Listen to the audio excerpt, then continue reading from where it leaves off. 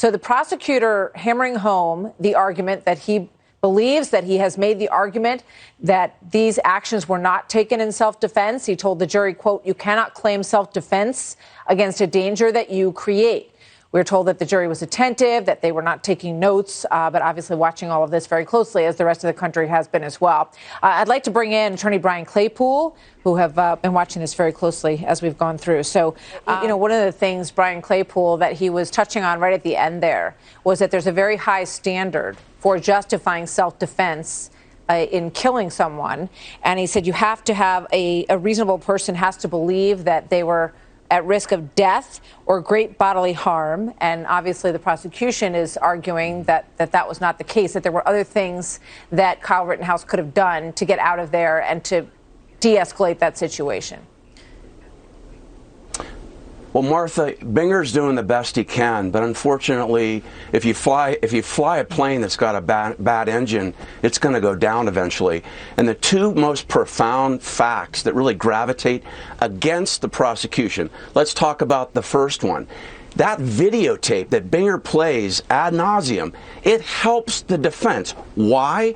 Because it shows that all three of the gentlemen shot were the aggressors. There's no mistake about it. I mean, let's focus quickly on Rosenbaum. I mean, he throws a bag at Rittenhouse. He's then charging at Rittenhouse. Rittenhouse is running away. Rittenhouse isn't running toward Rosenbaum. And then, this is critical, there's soot on the hand of Rosenbaum. What does that tell you?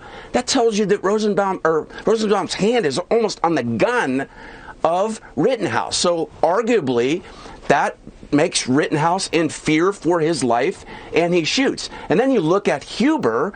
There was videotape of Rittenhouse being on the ground after being hit with a skateboard, and then you've got Gage Grosskreutz testifying that he did point a gun at Rittenhouse before Rittenhouse shot. So all of this videotape evidence shows that those three are the aggressors. And then the last point I want to make real quick, Martha, is Binger admitted toward the end of his closing argument, he said, look, if that was me, I probably wouldn't have done what these gentlemen did. That, to me, is really the theme of the defense case.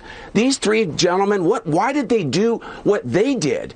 They should have just walked away. Rittenhouse points his gun, walk away. Had they walked away, we wouldn't be here today talking about this. Yeah, so Brian, we heard the prosecutor talk about the fact that Mr. Rosenbaum threw a plastic bag that he had checked out of the hospital that day, and that he had a bag with toiletries, when you leave the hospital, and that was what he threw at him. So he's claiming that he has no way to have injured Kyle Rittenhouse based on the fact that he didn't have any weapon. Watch this second soundbite from Thomas Binger. Yeah.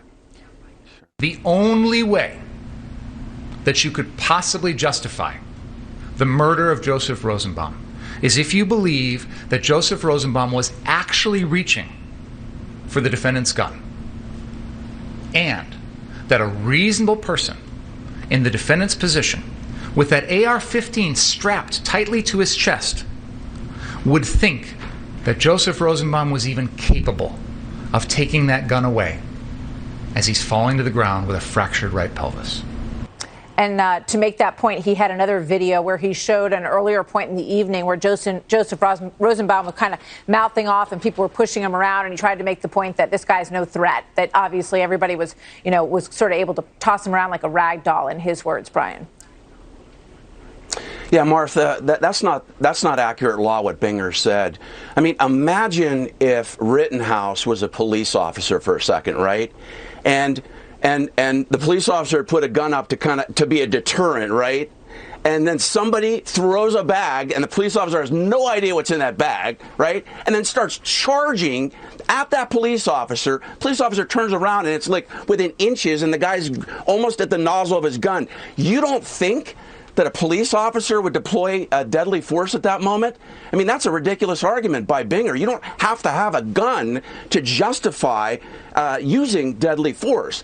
Remember, this was not a 4th of July barbecue at a park or a birthday bowling alley party. Binger told everybody, he told the jury, look, this was a dangerous situation. And that's what's going to help, I think, the defense, by the way, Martha.